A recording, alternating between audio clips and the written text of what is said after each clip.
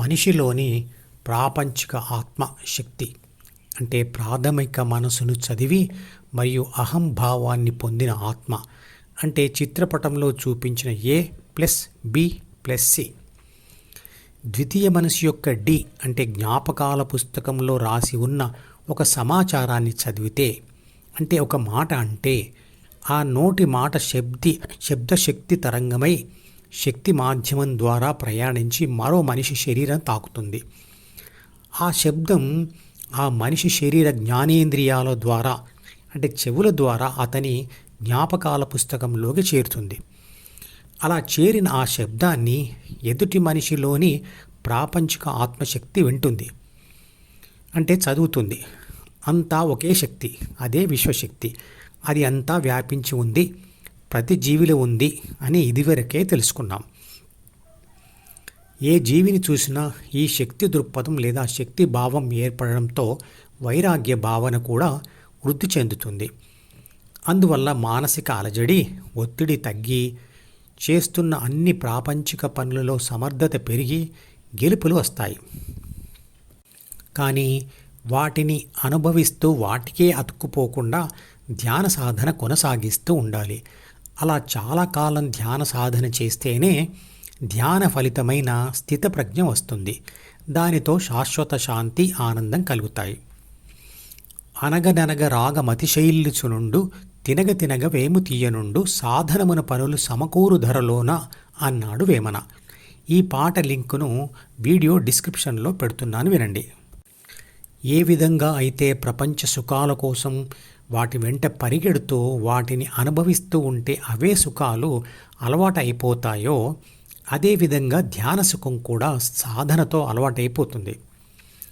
ఎక్కడో చదివాను, 21 రోజులు ఒక పనిని ఇష్టంగా చేస్తూ దాని ఫలితాన్ని అనుభవిస్తూ ఉంటే అది అలవాటుగా మారుతుంది అని. అయ్యప్ప మాల వేసుకున్నవారు 40 రోజులు దీక్ష పట్టడం కూడా దీక్ష సాధన మరియు దీక్ష ద్వారా పొందే ఫలితం అలవాటుగా మారడం కోసం మాత్రమే.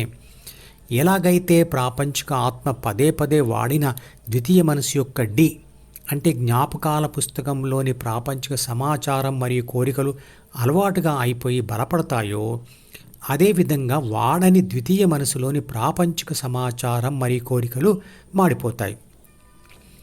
ఎప్పుడైతే ప్రాపంచిక సమాచారం మరియు కోరికలు నశించిపోతాయో అప్పుడు ప్రాపంచిక ఆత్మ జ్ఞానేంద్రియాల ద్వారా ప్రపంచ అనుభవాన్ని కోరుకోవడం మరియు అనుభవించడం ఉండదు. అలాగే ప్రాపంచిక ఆత్మ Dలోని ఇతర కోరికలు వదిలి ధ్యాన కోరిక అంటే G ద్వారా H అంటే హృదయం మీద ధ్యాస పెట్టకపోతే అంటే ధ్యాన కోరికను వాడకపోతే Dలోని ధ్యాన కోరిక కూడా క్షీణిస్తుంది. అలవాటు అయిన Dలోని ప్రాపంచిక సమాచారాన్ని మరియు కోరికలను వాడకుండా ఉండలేను అన్నాడు నాకు తెలిసిన వ్యక్తి. కానీ అతను అలవాటు అయిన సిగరెట్ తాగడం మాత్రం మానేశాడు. మరి సిగరెట్ ఎలా మానేశారు అని అడిగితే, అలవాటుగా మారిన సిగరెట్ను వాడడం మానేయడానికి వక్కపొడి అలవాటు చేసుకున్నాను, ఇప్పుడు వక్కపొడి అలవాటు మిగిలిపోయింది అన్నాడు. ఇదే దారి మళ్లింపు పద్ధతి అంటే డైవర్షన్ పద్ధతి. తాను పట్టుకున్న విషయం తనను బాధ పెడుతూ ఉంటే దాన్ని వదిలేయడానికి మరో విషయాన్ని పట్టుకోవడమే డైవర్షన్ పద్ధతి అంటే దారి మళ్లింపు పద్ధతి. ద్వితీయ మనసు యొక్క Dలోని ఇతర కోరికలను వదిలివేయడానికి మనిషి పట్టుకునే ధ్యాన కోరికనే సిగరెట్ అలవాటును మానేయించిన వక్కపొడి లాంటిది.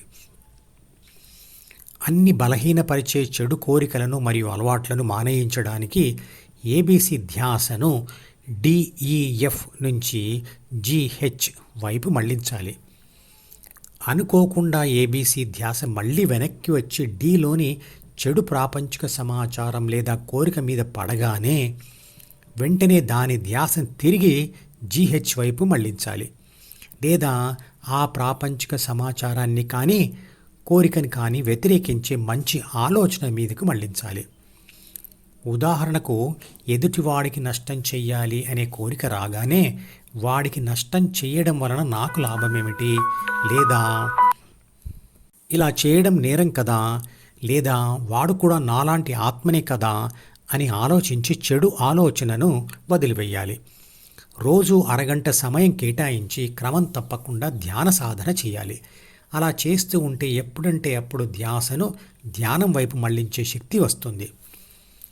ఆసక్తి వచ్చిన తర్వాత బయట తిరుగుతూ ఉన్నప్పుడు ఆ శక్తి వచ్చిన తర్వాత బయట తిరుగుతూ ఉన్నప్పుడు కళ్ళు తెరిచి కూడా ధ్యాసను హృదయం మీద కానీ స్పర్శ మీద కానీ ఉంచవచ్చు.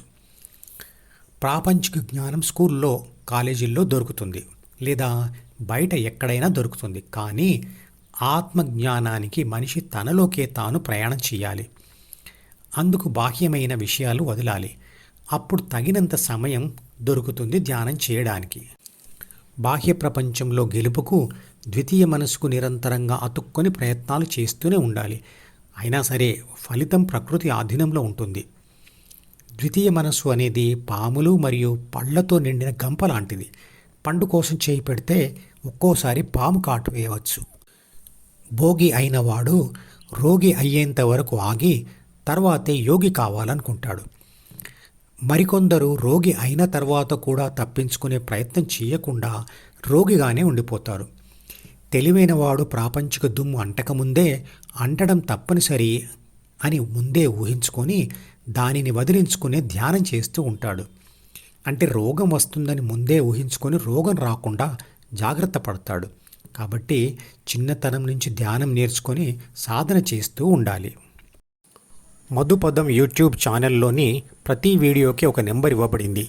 1వ నెంబర్ వీడియో నుండి మొదలుపెట్టి వరుసగా చివరి వీడియో వరకు చూస్తేనే ధ్యాన శాస్త్రం సంపూర్ణంగా అర్థమవుతుంది.